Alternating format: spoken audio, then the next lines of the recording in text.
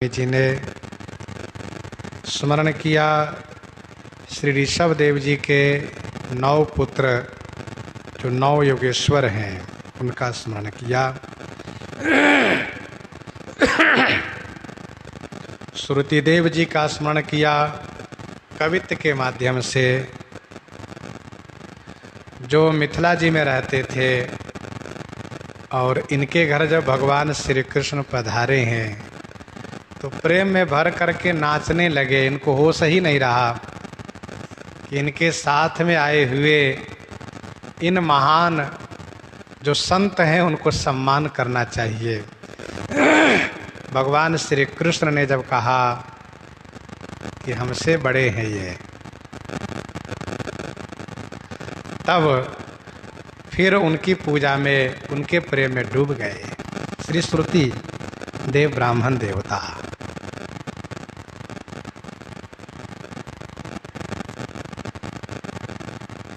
अंग महाराज अंग ये ध्रुव जी के वंश में हुए हैं। इनके पिता उलमुख, माता पुष्करणी जी थी।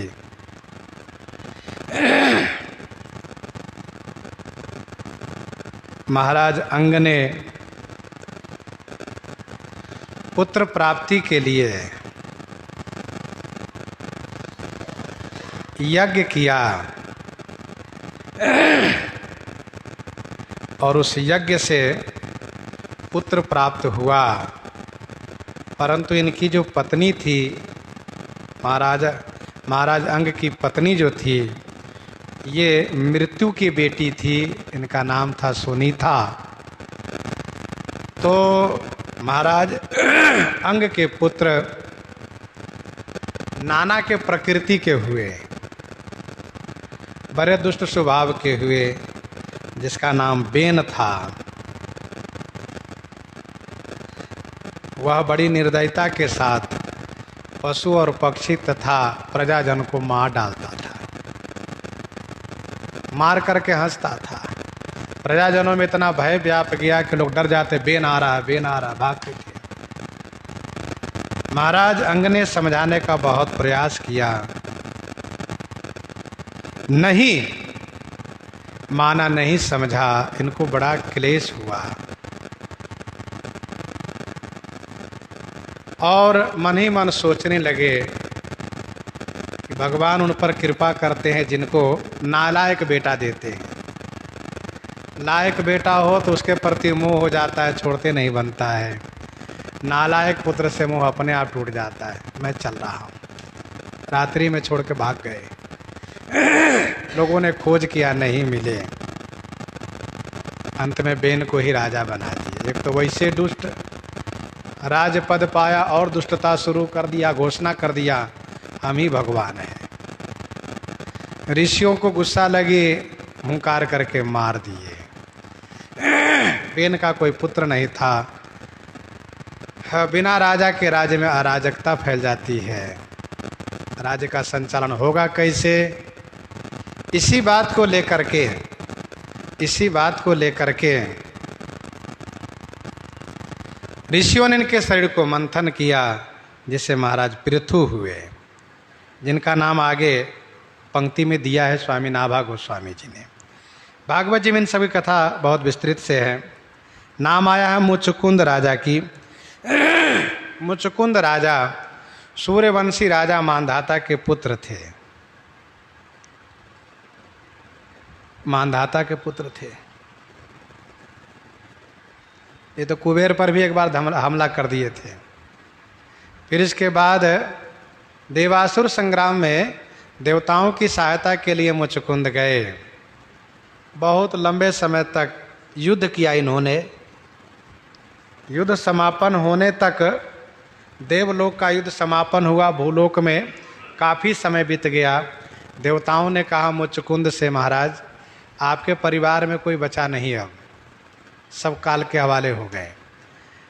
अब आप बताइए कि आपको क्या चाहिए। हम मोक्ष के अलावा सब कुछ दे सकते हैं, मोक्ष केवल भगवान देते हैं, बाकी हम सब कुछ दे सकते हैं, बताइए क्या चाहिए। मुचकुंद ने सोचा जब मेरे परिवार में कोई है नहीं तो मैं क्यों जाऊं वहाँ, नहीं जाना है मुझे। फिर इन्होंने कहा सुनिए मैं युद्ध में बहुत थक गया हूँ, मुझे बहुत गहरी नींद आ रही है, मुझे सोने के लिए स्थान बताइए, मुझे कोई जगावे ना। देवताओं ने इनको दावलपुर के गुफा में सोने के लिए स्थान दिया और कहा सुनिए आपको कोई जगाएगा नहीं, जो जगाएगा वो मरेगा, नष्ट हो जाएगा। जाके सो गए मुचकुंद महाराज। भगवान की बड़ी उपासना किए थे मुचकुंद। द्वापर युग के अंत में भगवान श्री कृष्ण उस वक्त रण से भाग लिए जब काल यमन और जरासंध ने घेर लिया, बड़ी संख्या में सेना थी। तो काल यमन को दिखा करके भगवान श्री कृष्ण भागने लगे। वैसे योग माया द्वारा दिव्य द्वारिका की स्थापना करा करके अपने प्रियजनों को वहाँ ले गए, बाकी लोगों की रक्षा के लिए दाऊ जी को सौंप दिए, आप देखिएगा। और फिर पीताम्बरी लहराते हुए युद्ध से भाग लिए। काल यमन पीछा किया, भागते भागते भगवान श्री कृष्ण इन पर कृपा करने के लिए उसी गुफा में गए, अपनी पीताम्बरी ओढ़ा दिए मुचकुंद महाराज को और आप छुप गए। काल यमन पहुँचा, बड़ा गुस्सा किया, बताओ आकर यहाँ सो गया ठाट से, सोचता है कि हमें कोई जान नहीं पाएगा, मैंने पकड़ लिया, अब मैं मारूंगा। और बड़बड़ाता हुआ बोलता हुआ एक लात लगाया तो भगवान कृष्ण तो वहाँ है नहीं। मुचकुंद को नींद खुली, जैसे उन्होंने नेत्र खोल करके देखा तो महाराज कपिल के नेत्र अग्नि के समान इनके नेत्र अग्नि में ये भस्म हो गए। जैसे कपिल मुनि ने नेत्र खोल करके देखा सगर पुत्र भस्म हो गए थे, वैसे इनके क्रोधाग्नि में जल के भस्म हो गए काल यमन। इसके बाद भगवान श्री कृष्ण इनके सामने आए, पूछा आप श्रीमान कौन? यदि मेरा परिचय चाहते तो मैं तो राजा मानधाता के पुत्र मुचकुंद, ऐसी सी बात। भगवान श्री कृष्ण को दर्शन देकर अपना परिचय दे करके उनके जीवन धन्य किए हैं। ऐसे मुचकुंद राजा की बात है। प्रियव्रत की बात माना जी में इनकी चर्चा है। लघुसुत नाम प्रियव्रत ताई, वेद पुराण प्रशंसा ही जाही। भागवत जी में इनकी कथा विस्तार से वर्णित है इनकी भी। तो श्री शंभु मनु के ये पुत्र हैं प्रियव्रत, नृपोतानुपाद सुत दासु, दुर्भारी भगत भयो सुत जासु, लघुसुत नाम प्रियव्रताई। ये बहुत बड़े महान प्रियव्रत महाराज, इसके लिए इनके लिए कहा विश्व जेता, ये विश्व विजयी हुए। परीक्षित जी कथा से परिचित ही हैं हम लोग, सब जन्मे जाए कि यज्ञ में भस्म हो जाओगे, पर इन्होंने भगवत शरणागति ग्रहण करके तपस्या किया, केवल वायु पी करके, तिन पर भगवान अनुग्रह किए और इनको काल से मुक्त करा दिए, विजयी हो गए। और फिर ये तो पृथ्वी के धारक बन गए। और इतना ही नहीं, ये सदैव नामामृत को पान करते हैं, इनके मुंह खुला रहता है, क्योंकि मुंह हिलाएंगे तो पृथ्वी हिलेगी, इसलिए मुंह खुला था, केवल जिह्वा हिलाते रा रा करते रहते हैं, भगवान के नाम के बीजाक्षर का जाप करते हैं। और इनके मुख से जो लार टपकता है वह अमृत कुंड पाताल में बना हुआ है। ये शेष जी के मुख से लार जो टपकता है नाम के प्रभाव से वह अमृत कुंड बना हुआ है।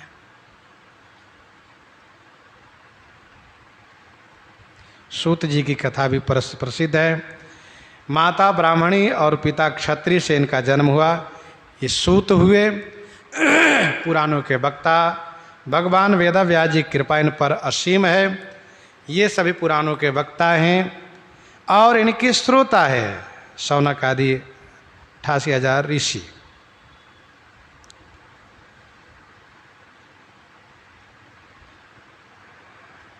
श्री परचेता जी की चर्चा है।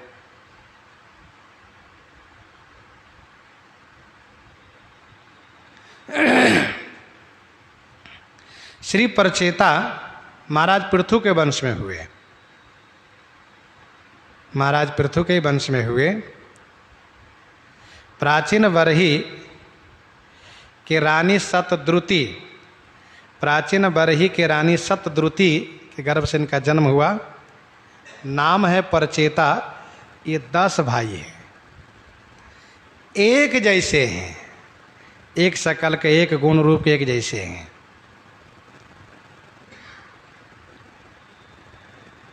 जब इन्होंने पिताजी से पूछा कि मेरे लिए क्या आदेश है, तब इनसे कहा कि परिवार को संवर्धित करो आप।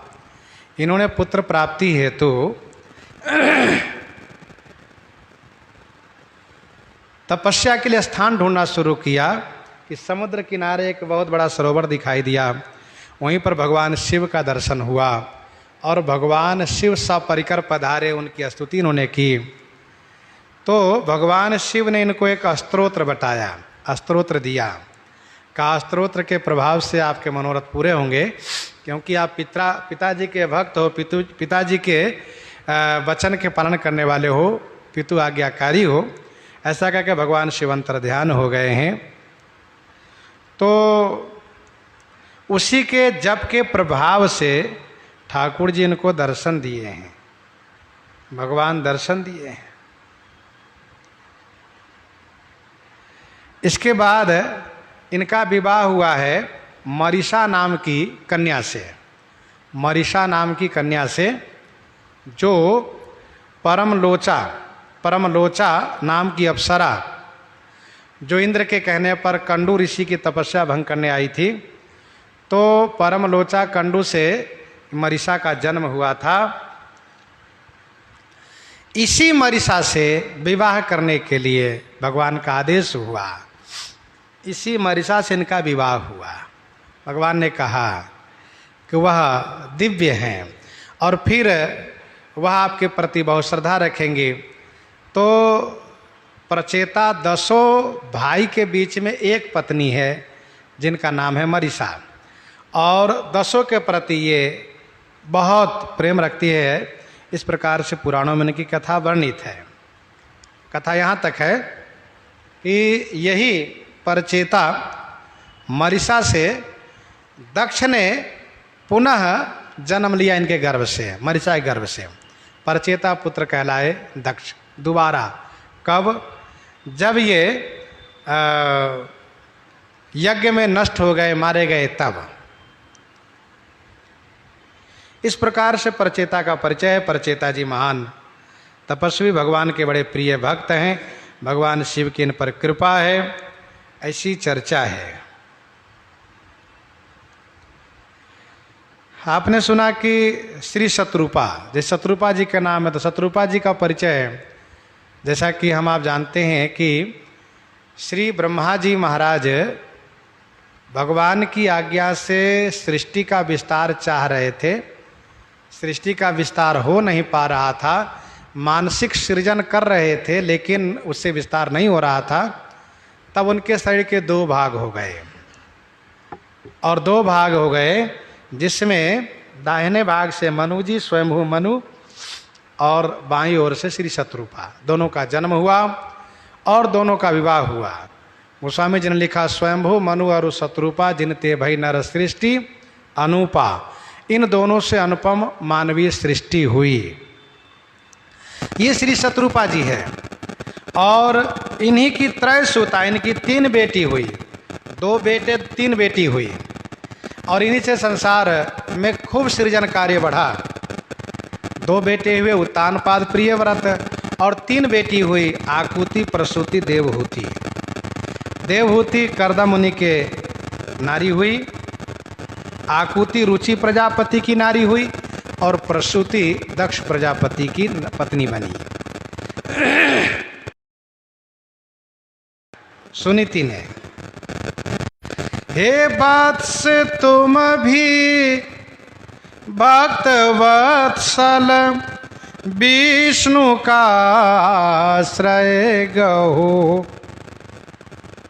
भवचक्र भयते मुनि चहै ओस, प्रेम पथ को तुम लहो, तजियान्य चिंतन भक्ति से, हिये में प्रभु को धारी ले, दुख विनाशक हरि कृपा से, उच्च पद अधिकार लई, यह कहो सुत वेद चहूँ। श्री रघुवीर चरण चिंतन तजी, नाही न ठोर कहूँ। जाके चरण बिरंच से सिद्धि पाई शंकर हूँ। सुख सनकादि मुक्त विचरत त्यों, भजन करत अजहूँ। भजन करत अजहूँ। यद्यपि परम चपल श्री संतत, थिर न रहती कबहूँ।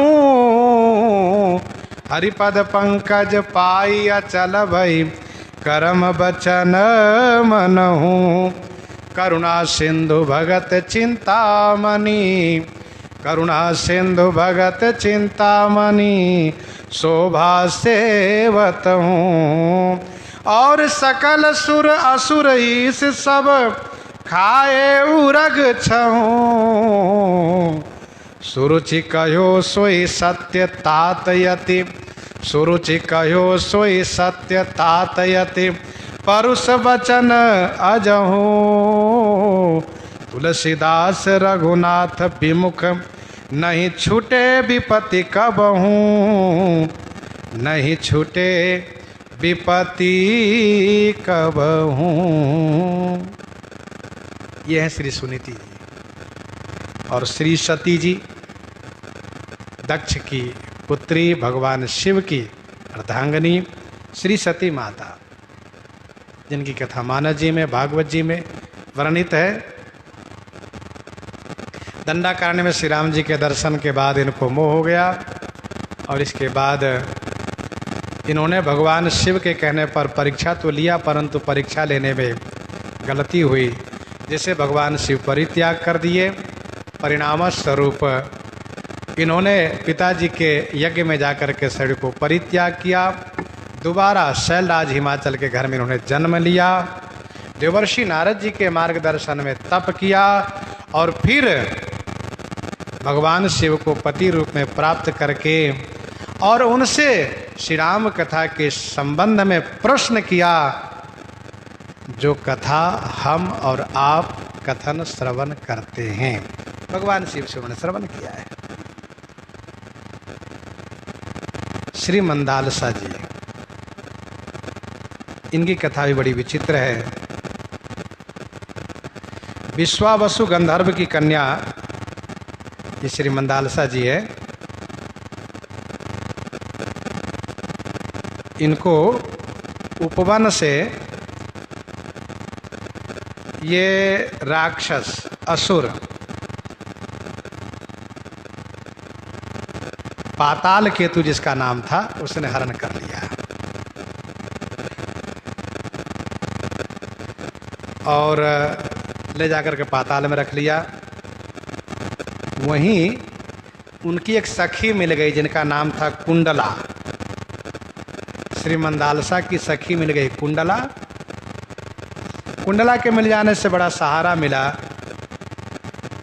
कुंडला ने कहा कि अगले त्रयोदशी को ये पाताल केतु आपके साथ विवाह करना चाहता है। बहुत घबराई, बहुत चिंतित हो गई, आत्महत्या करना चाहिए, परंतु उसी बीच कामधेनु ने आकर के इनको आश्वासन दिया कि डरो मत, मरो नहीं, पाताल केतु का भी नाश होगा और जो इसको मारेगा वही आपके पति बनेंगे। कामधेनु कहकर चली गई।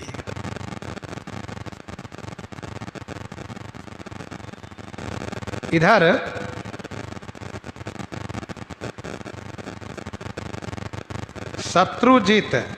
शत्रुजीत के पुत्र जिसका नाम था ऋतुध्वज, उनको गालव मुनि ने घोड़ा ला करके दिया।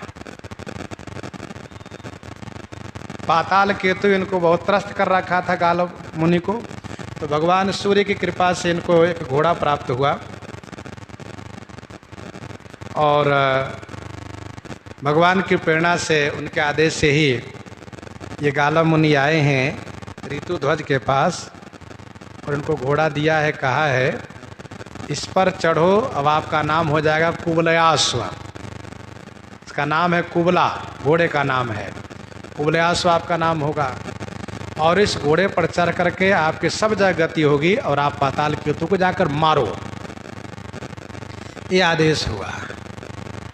इन्होंने ऐसा ही किया। कुबलयासु ने, जिसका नाम ऋतुध्वज था, वही कुबलयास नाम के राजा हुए। ये शत्रुजित के लड़का है। तो इन्होंने जाकर के पाताल केतु को मारा है, मंदालसा को उद्धार किया है, उनके साथ विवाह हुआ है। और विवाह कराने में कुंडला की अहम भूमिका है। पहले ये पहुंच गए हैं पाताल में और पहले मंदालसा से विवाह हुआ है, लेकर उनको चले हैं। पाताल केतु ने घेरा है, फिर युद्ध हुआ है, उसको मार दिए हैं, आकर के राजा बन गए हैं यहाँ पर पृथ्वी पर। इसके बाद पाताल केतु का छोटा भाई था जिसका नाम था ताल केतु। उसने छल किया। छल करके जब ये कुबलयास्व मुनि महात्माओं के सेवा में घूमते थे तो घोड़े पर चढ़ करके इनके पास आए। ये बाबा जी के वेश बना लिए ताल केतु, और इनके पास आए तो उनको रोका और ये छद्म वेश में जा कर के उनकी राजधानी में कह दिए कि वे तो मारे गए, युद्ध में वीरगति को प्राप्त कर गए कुबलयास्व। क्या प्रमाण है? तो ये कुबलयास्व के गले के हार मांग लिए थे और पहन के वहाँ गए, कहा देखो ये प्रमाण है, मारे गए। सुनते ही मंदालसा जी शरीर को छोड़ दिए। यही इसका उद्देश्य था। पूरे राज्य में रुदन होने लगा, शोक का माहौल हुआ। ताल केतु ने आकर के फिर इनको हार लौटाया और भेजा के जाओ अपने नगर में जाओ आप। ताल केतु अपने नगर में आए, पता चला कि मंदालसा मर चुकी है, तो बड़ा शोक हुआ। इन्होंने प्रण किया कि नहीं, मैं अब दूसरी शादी नहीं करूँगा। जब इन्होंने मंदालसा ने शरीर छोड़ दिया है, दूसरी शादी में नहीं करूँगा, इन्होंने निश्चय किया, प्रण किया। इसके बाद आगे कुबलयास्व से 2 नागपुत्र से मित्रता हो गई। नागपुत्र से मित्रता हो गई और ये नागपुत्र कुबलयास्व के साथ घुल मिल के रहने लगे। बड़ा आनंद आता है। नागपुत्र दिन भर इनके साथ रहते हैं, रात्रि में पिताजी के पास जाते हैं। पिताजी ने कहा, बेटा ये बताओ, तुम उनको मित्र बनाए हो, कभी उनके लिए भी कुछ उपकार किए हो कि नहीं? कुछ सोचते हो, उनके भी उपकार करो, उनके मनोरथ पूरा करो। तो नागपुत्रों ने कहा कि उनकी कोई इच्छा ही नहीं है और उनकी इच्छा को केवल ब्रह्मा विष्णु महेश ही पूरा कर सकते हैं, बाकी कोई नहीं कर सकता। कहा नहीं, ऐसा नहीं, तुम चाहो तो उनके मनोरथ पूरा कर सकते हो। तो नागपुत्र ने जब सुना तो आए और मित्र कुबलयास्व से मिला और सारी चर्चा हुई। तब इन्होंने जा कर के तपस्या किया नागपुत्र ने, और भगवान शिव को प्रसन्न करके भगवान शिव से पुनः मंदालसा जी को मांग किया और मंदालसा जी को ला करके पिताजी के घर में रखा। और फिर कुबलयास्व महाराज को लेकर के पहुँचे अपने पिताजी के घर। मित्र के पिता है इसलिए कुबलयास्व ने चरण वंदन किया, कुशल प्रश्न हुआ, बैठाए, बड़ा सम्मान हुआ। इसके बाद फिर मंदालसा को छुपा के रखे थे, ला करके दिए, सामने किए। महाराज कुबलयास्व बड़ा प्रसन्न हुए। फिर दोनों अपनी राजधानी में आए, राज्य करने लगे। श्री मंदालसा जी की ये तो कथा है। इसके बाद उनका जो दृढ़ निश्चय है, उनका संकल्प है कि मेरे उदर में जिसका निवास होगा उसको किसी और के उदर में निवास नहीं होना है। इसीलिए मंदालसा जी अपने पुत्रों को 12 वर्ष तक शिक्षा देती थी और 12 वर्ष तक शिक्षा देने के बाद फिर लंगोटी पहना के वन भेज देती, जाओ बेटा तपस्या करना, घर में मत आना। और बड़े आज्ञाकारी पुत्र जाके तपस्या करते थे। माता शिक्षा देती थी, शुद्धोसि बुद्धोसि निरंजनोसि संसार माया परिवर्जितोसि संसार स्वप्नम त्यज मोहनिद्राम मंदालसा वाक्य मुवाच पुत्रम। बढ़िया ज्ञान उपदेश करके और सबको बाबा जी बनाती गई। पति कुबलयास के कहने पर आने वाले समय में राज्य को संभालने के लिए राज्य के उत्तराधिकारी के रूप में छोटे पुत्र अलर्क को उन्होंने छोड़ दिया, बाकी सबको बाबा जी बनाया। अलर्क की कथा आगे कवित्व के माध्यम से फिर हम लोग कहेंगे, सुनेंगे। इन्हीं के साथ आज सीताराम सीताराम सीता